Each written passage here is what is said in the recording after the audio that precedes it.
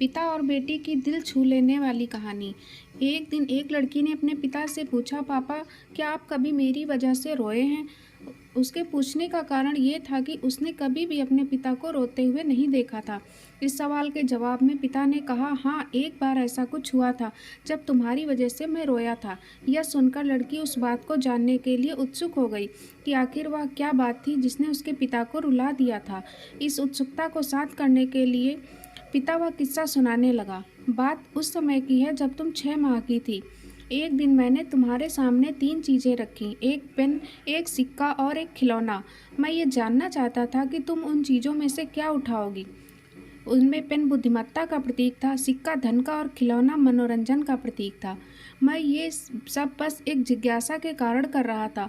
मेरे लिए ये जानना बहुत रोचक था कि मेरी बेटी के लिए आगे जाकर क्या सबसे अधिक मायने रखेगा।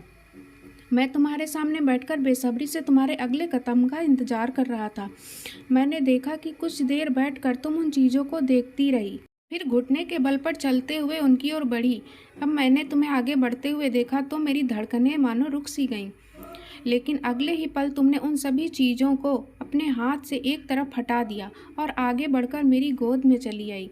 बस यही वो पल था जब मेरा दिल भर गया था और तुम्हारी वजह से मैं रो पड़ा था। यह कुछ किस्सा सुनकर लड़की की आंखों में आंसू आ गए। आशा करती हूँ कि आपको ये छोटी सी कहानी पसंद आई होगी।